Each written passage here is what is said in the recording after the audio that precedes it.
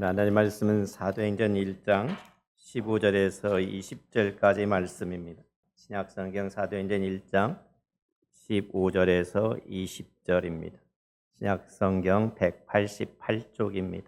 같이 읽겠습니다. 모인 무리의 수가 약 120명이나 되더라.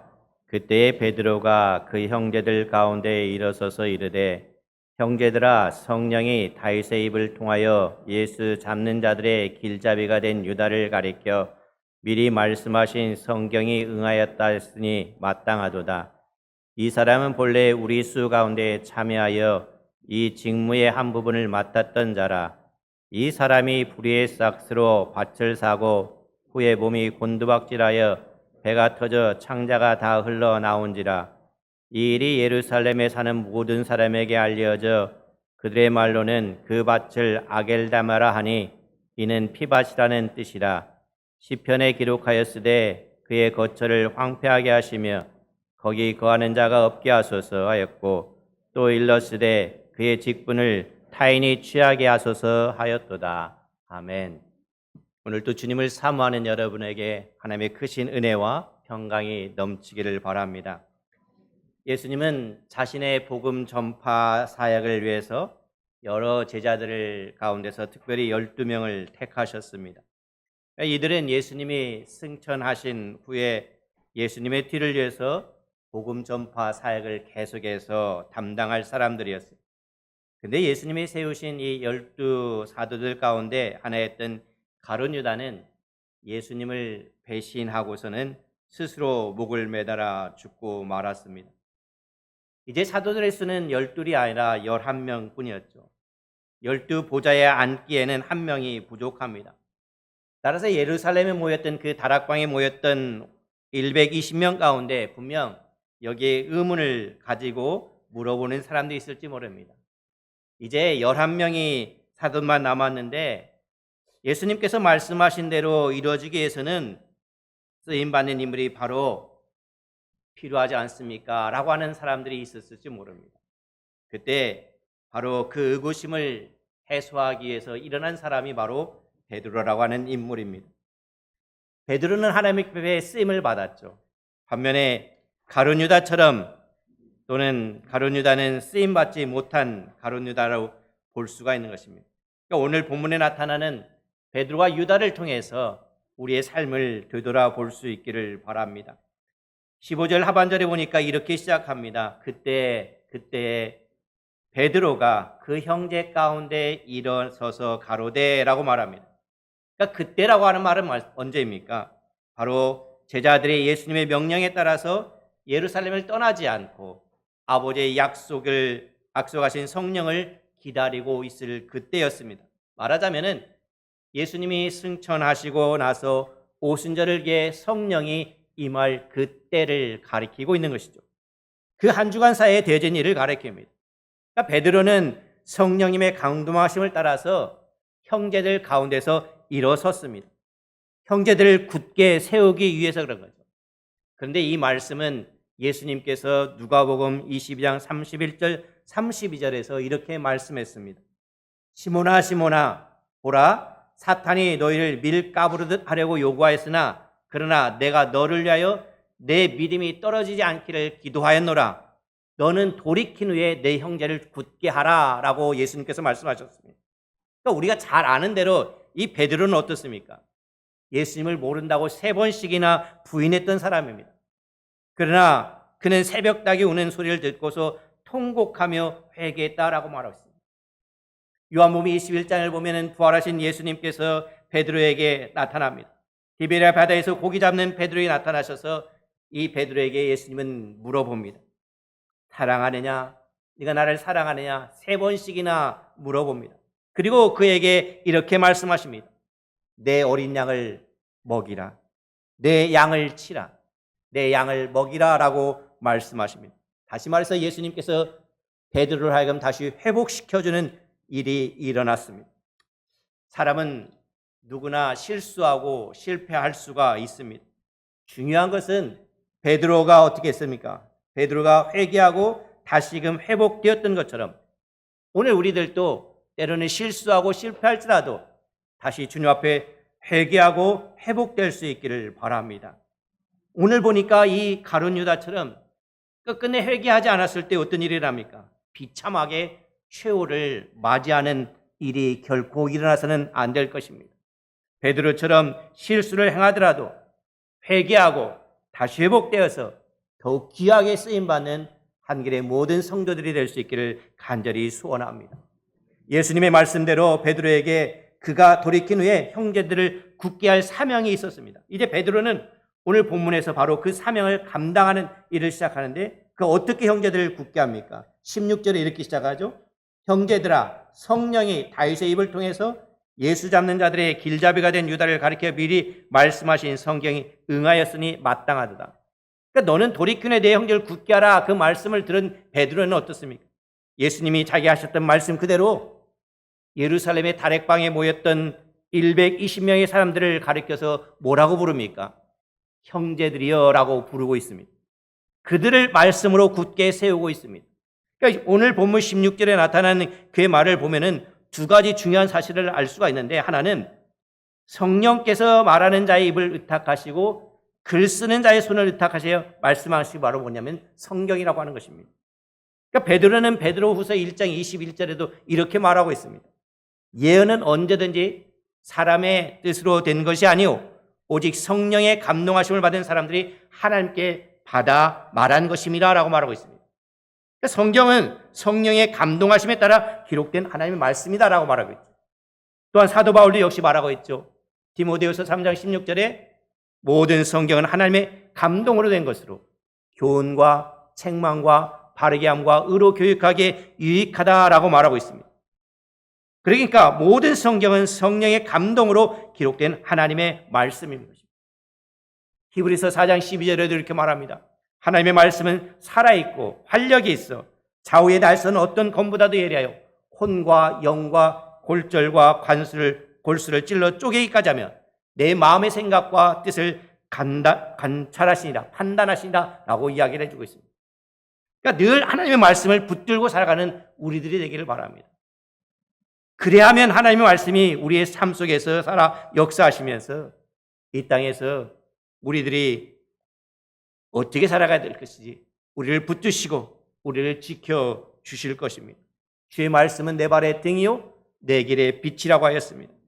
또한 가룟 유다의 배신 행위도 성경 말씀의 성취다라고 이야기를 해주고 있습니다. 예수 잡는 자들을 비롯한 가룟 유다의 배신 행위는 성경에 기록된 예언이기에 그대로 성취될 수밖에 없었다는 것이죠. 성경 말씀은 한마디도 빠짐없이 그대로 성취된다는 사실을 예수님도 분명하게 우리들에게 말씀해 주고 있습니다. 진실로 너에게 이르노니 천지가 없어지게 되는 율법의 1.1획도 결코 없어지지 아니하리라 라고 말하고 있습니다. 결코 없어지지 아니하고 다 이루리라 라고 주님께서도 말씀하셨습니다. 그러면 가룟 유다가 배신의 행위에 대한 예언은 성경 말씀 어디에 기록되어 있을까요? 그러니까 베드로는 이것을 오늘 본문 20절에서 밝히고 있습니다. 이것은 좀 뒤에 다시 한번 이야기를 하겠습니다. 그러나 우리가 여기서 한 가지 중요하게 알아야 될 사실이 있어요. 그것은 뭐냐면 우리는 가룟 유다의 배신 행위가 이미 성경에 예언된 것이라고 해서 하나님이 가룟 유다를 시켜서 예수님을 배반하도록 만들었다고 생각해서는 안 된다는 거죠. 다시 말해서 하나님에게 그 책임을 돌려서는 안 된다는 것입니다. 혹 간혹 우리들 가운데는 그런 분들이 있을지 모릅니다.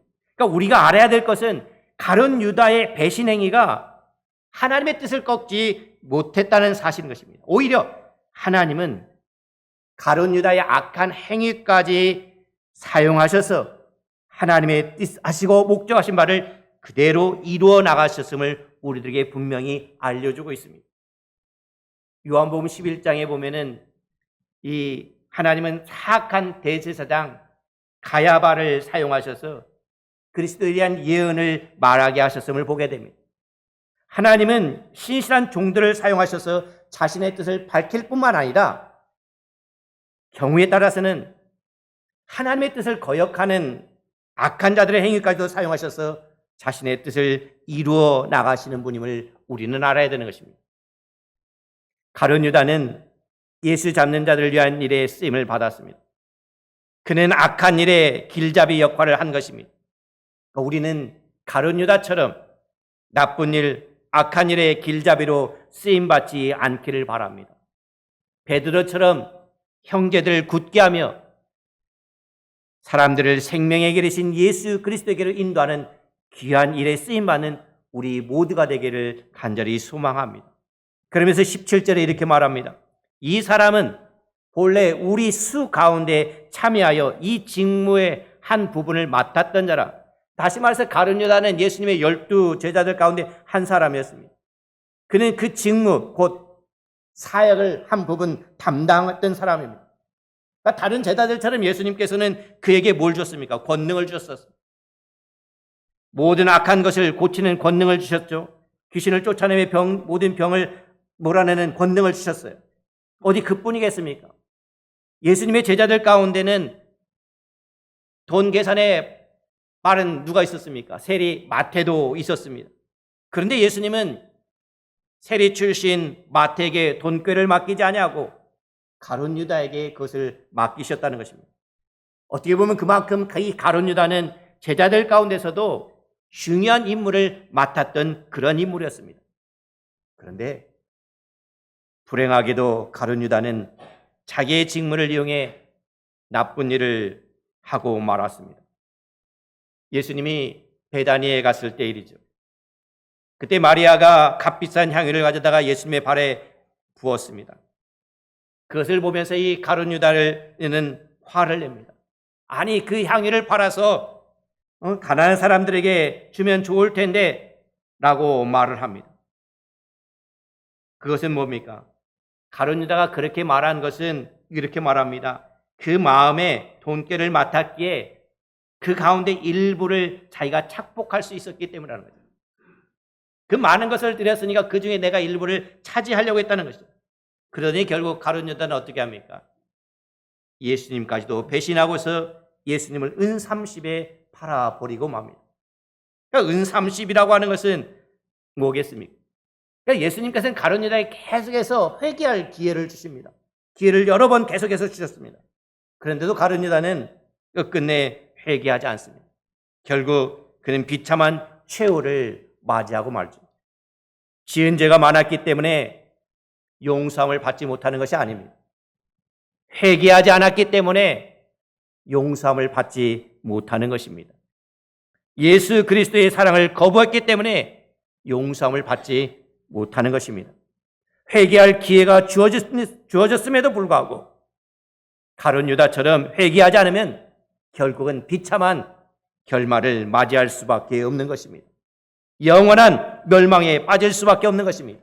자기의 죄값을 자기가 다 치러야 하기 때문에 그렇습니다. 우리는 베드로처럼 회개할 기회가 주어졌을 때 회개할 수 있기를 바랍니다. 베드로의 모든 죄를 용서하신 예수님은 우리의 모든 죄도 용서해 주십니다.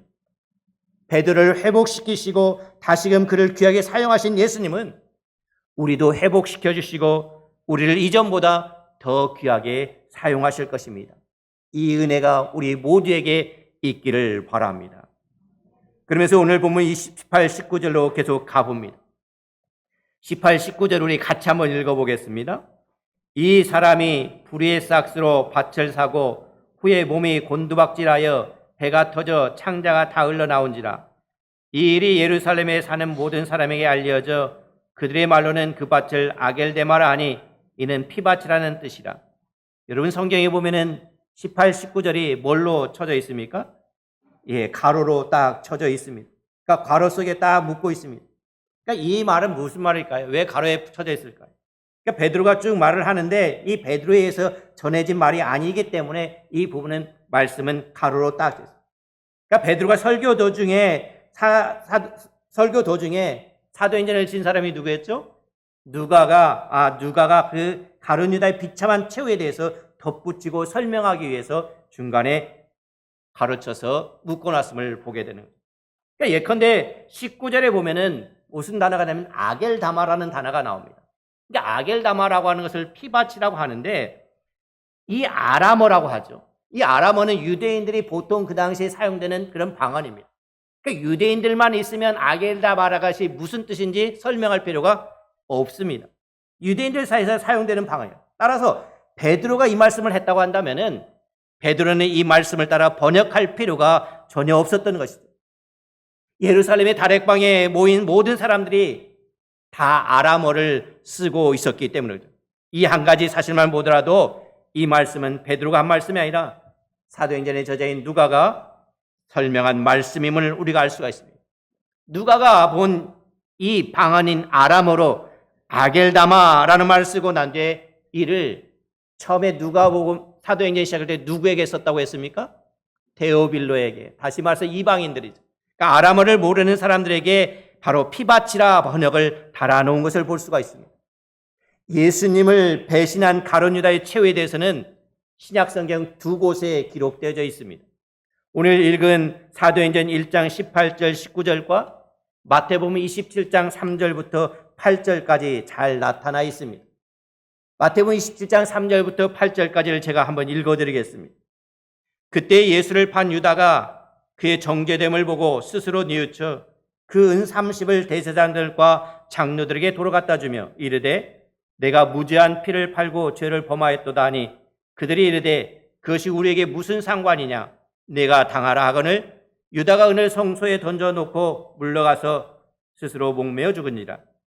대제사장들이 그 은을 거두며 이르되 이것은 핏값이라 성전고에 넣어둠이 옳지 않다고 의논한 후에 이것으로 토기장의 밭을 사서 나그네의 묘지를 삼았으니 그러므로 오늘날까지 그 밭을 피밭이라 일컫느니라. 이 두 말씀 사도행전 1장과 마태복음 27장 말씀을 종합해서 가룟 유다의 죽음을 순서적으로 한번 생각을 해본다고 한다면은 제일 먼저 무슨 일이 납니까? 그는 은 30에 예수님을 대제사장들과 장로들에게 넘겨줍니다. 은 30이 어느 정도냐면은 구약 시대에 보면은 이렇게 했습니다. 만약에 소가 만일 남종이나 여자를 받으면 그 소 임자가 은 30세겔을 주고 그 성전에 주고 소는 돌로 쳐 죽이라 그랬어요. 다시 말해서 은 30은 무엇을 가리키겠습니까? 소가 다른 사람의 노예를 받아서 죽였을 때 소의 임자가 은 30세겔을 그 노예의 주인에게 배상한다는 거죠. 다시 말해서 예수님은 노예 한 사람의 값어치에 불과한 돈으로 거래가 되었다는 것이죠. 두 번째로는 가룟 유다는 예수님이 이제 정죄됨을 보고 뉘우쳤습니다. 그러나 이것은 구원에 이르는 회개가 아니었습니다. 자기가 무지한 피를 팔았다는 죄책감뿐이었을 것입니다. 거기에서 멈췄습니다. 그리고 더 나아가서 그는 은 30을 이제 대제사장들과 장로들에게 도로 갖다 주었습니다. 그들이 그 돈을 도로 받기를 거부하니까 이 가룟 유다는 그 돈을 성소에 던져버렸습니다. 그리고 그 길로 자기 스스로 목을 매달았습니다. 그때 그는 어떻게 보면 노끈이 풀어졌든지 또는 그의 목을 매단 나뭇가지가 부러졌든지 그의 몸은 계곡에 떨어져서 곤두박질 쳤다라고 말합니다. 땅에 떨어진 그의 몸은 배가 터지고 창자가 다 흘러나왔습니다. 이는 예루살렘에 있는 모든 사람들이 다 알 정도로 끔찍한 죽음이었습니다. 한편 대제사장들은 어떻습니까? 가룟 유다가 반납한 돈으로 토기장의 밭을 샀습니다. 아마도 그 땅에 있는 진흙이 토기를 만드는 데 사용되었을 것입니다. 그리고 그들은 그 밭을 나그네의 묘지로 삼았습니다. 사람들은 그 밭을 가리켜서 아겔다마라고 불렀습니다. 피밭이라는 뜻이죠. 그 이유는 그 밭이 가룟 유다가 판 예수님의 무관한 무지한 피값으로 산 것이었다, 산 땅이었기 때문에 바로 피밭이라고 얘기를 해준 거죠. 다른 제자들과는 달리 가룟 유다는 갈릴리 출신이 아니었습니다. 많은 제자들이 다 갈릴리 출신이었다면 이 가룟 유다는 가롯이라고 하는, 다시 말해서 유다 남방의 그린요 사람입니다. 그러니까 그곳에서 예수님을 찾아와서 예수님이 제자가 될 만큼 그는 열심히 있는 사람이었습니다. 그 먼 곳에서 예수님을 제자가 되기 위해서 찾아왔습니다. 그래서 그는 제자들 가운데서도 돈의 괴를 맞게 되는 일을 감당했습니다. 그러나 어떻습니까? 그의 최후는 비참했습니다. 이 땅에서 그의 삶은 아겔다마로 끝나버리고 말았습니다. 그는 영원한 멸망의 자식에 대해서 흑암 속에 던져지고 말았습니다. 오늘 보면은 악인이 잠시 동안은 형통해 보일 수 있습니다. 그러나 그 결국은 비참하게 되고 마는 것입니다. 우리 가진 것이 많든지 적든지 간에 결코 아겔다마의 삶을 살아서는 안 될 것입니다. 우리의 삶은 가룟 유다처럼 불의한 재물을 탐하다가 아겔다마로 끝나는 삶이 아니라 예수님의 뒤를 따라서 십자가를 지고 가는 골고다의 삶이 되어야 될 것입니다. 왜냐하면 이 골고다의 길, 십자가의 길은 결국 생명의 길이요, 영생의 길이요, 하나님의 복의 길이요, 승리의 길이기 때문에 그렇습니다. 여기 있는 우리 모두가 아겔다마의 삶이 아니라 골고다의 삶을 살아가기를 소원합니다. 20절 말씀을 봅니다. 베드로가 인용하고 있는 구약성경 예언들을 봅니다. 20절을 보니까 시편에 기록되었을 때 그의 거처를 황폐하게 하시며 거기에 거하는 자가 없게 하소서 하였고, 또 이랬을 때 그의 직분을 타인이 취하게 하소서 하였도다. 그러니까 베드로는 여기서 구약성경 시편 두 곳을 자유롭게 인용하고 있습니다. 근데 이 시편 두 편 다 누구의 시냐면 다윗의 시입니다. 그래서 아까 읽은 본문 16절에서 성령이 다윗의 입을 의탁하사라고 말했던 것처럼 이 가룟 유다에 대해서 미리 말씀하고 있는 것을 다윗의 시를 통해서 밝히고 있습니다. 본문 20절 전반부는 시편 69편 25절을 인용하고 있습니다. 악인이 자기의 거처에서 제거되기를 바라는 간구죠. 그러니까 베드로는 이 말씀을 바로 유다에 적용시켜서 가룟 유다가 자기의 직분에서 제거될 것임을 밝히고 있는 것입니다. 또한 20절 하반부에 보면은 시편 109편 8절의 말씀을 인용합니다. 악인이 얼른 제거되어 그 직분을 다른 사람이 취하게 해달라는 간구인 것입니다. 그러니까 베드로는 이 말씀을 가룟 유다에게 적용을 시키고 있죠. 그렇게 함으로써 어땠습니까? 베드로는 가룟 유다로 인해서 비게 된 사도의 자리를 다른 사람에게 계승하는 일에 대한 근거로 삼고 있는 것입니다. 말하자면 이 베드로는 하나님의 말씀인 성경을 근거로 해서 오늘 본문에서 두 가지 사실을 밝혀주고 있습니다. 그 하나는 뭐냐면은 가룟 유다가 예수님을 배반하고 스스로 목숨을 끊은 것은 성경에 예언된 사실이라는 것입니다. 또한 두 번째로는 가룟 유다의 직분을 다른 사람이 취하는 것 역시 성경에 예언된 것이기 때문에 가룟 유다로 인해서 부족해진 12사도의 수를 다른 사람으로 대신 채워야 한다는 것을 가르쳐주고 있습니다. 근데 우리가 한 가지 알아야 될 사실은 이 가룟 유다가 죽었다는 그 한 가지 사실 때문에 사도의 수를 보충해야 되는 것일까요? 결국 그렇지 않습니다. 사도들 중에 제일 먼저 순교한 사람이 누구입니까? 야고보입니다.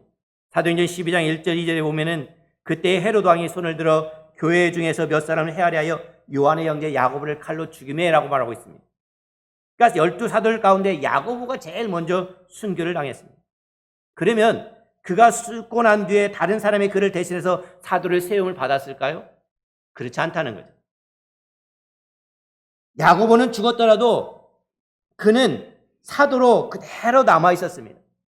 다시 말해서 12 보좌 가운데 한 보좌에 앉을 사람은 그대로 있었습니다. 그러나 오늘 보니까 이 가룟 유다는 달랐습니다. 그는 12사도 자리에 앉을 사도가 아니었습니다. 그래서 그를 대신해서 다른 사람이 사도로 세움을 입어야 했다는 것입니다. 가룟 유다는 3년 동안 예수님과 함께 했습니다. 예수님의 빛을 받으면서 살았던 사람입니다. 그도 어떻게 보면 12 보좌 가운데 한 자리에 앉을 수 있는 사람이었습니다. 그렇지만 어떻습니까? 그의 삶은 너무나도 불행했고 비참하게 끝나고 말았습니다. 이 예수님은 이 안타까운 마음으로 그를 가리켜서 이렇게 말합니다. 인자는 자기에게 대하여 기록된 대로 가거니와 인자를 파는 그 사람에게는 화가 있으리로다. 그 사람은 차라리 나지 아니하였다면 더 좋을 뻔하였느니라 라고 말합니다. 그러니까 가룟 유다는 차라리 태어나지 않았더라면 자기에게 좋을 뻔했던 사람이 되어버리고 만 것입니다. 우리 가운데는 단 한 사람도 가룟 유다와 같이 악한 일에 쓰임을 받다가 차라리 태어나지 않았더라면 좋을 뻔한 사람이 되어서는 결코 안 될 것입니다. 비록 베드로처럼 우리가 큰 잘못을 저질렀다 하더라도 우리를 향하신 예수님의 사랑은 변함이 없다는 사실을 믿고 우리의 잘못을 회개할 수 있는 우리가 되기를 바랍니다.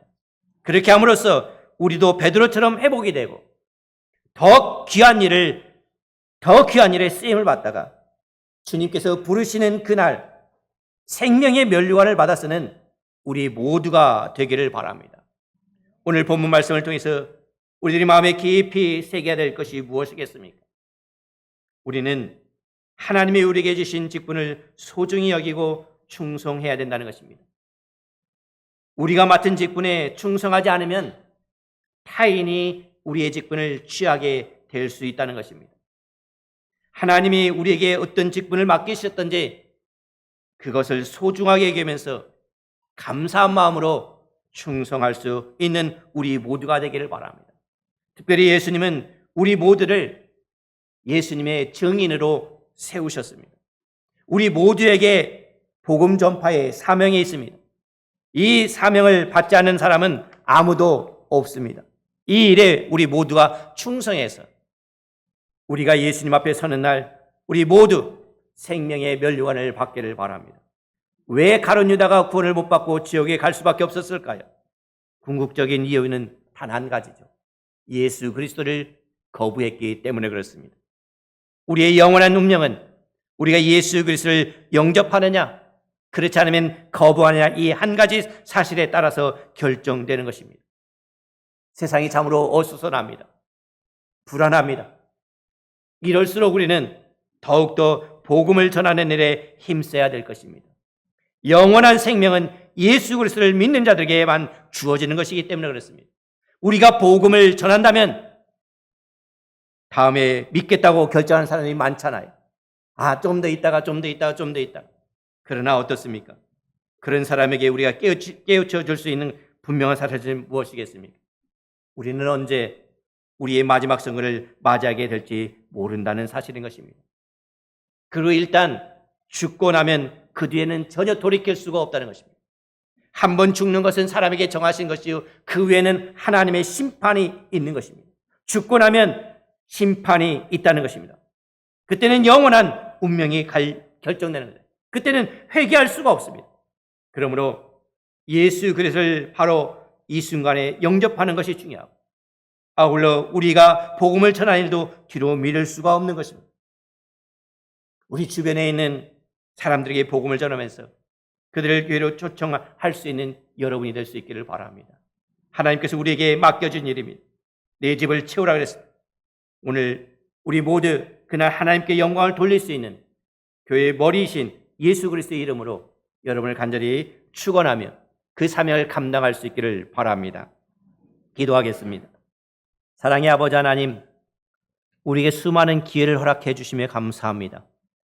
그 기회를 놓치지 않고 주님께 나갈 수 있도록 인도하여 주시옵소서. 수없이 주님을 만날 수 있는 기회를 주셨고 수없이 우리의 죄를 회개할 수 있는 기회를 주셨지만 여전히 우리가 믿으면서 주님을 만나지 못하고 주님을 영접하지 못하고 회개하지 못한 부분이 있다면 이 시간에 주의 말씀을 들은 자들이 주님을 마음에 영접하고 회개하고 주님을 믿는 믿음의 삶을 살아갈 수 있도록 도와주시옵소서. 또한 우리도 그 사명을 감당할 수 있도록 성령께서 우리를 인도하여 주시옵소서. 감사합니다. 주 예수님의 이름으로 기도하옵나이다. 아멘.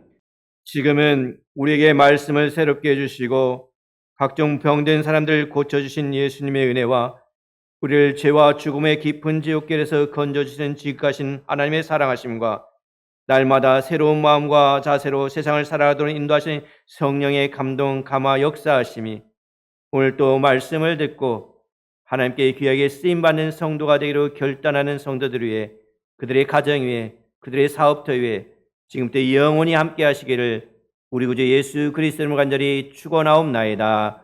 아멘.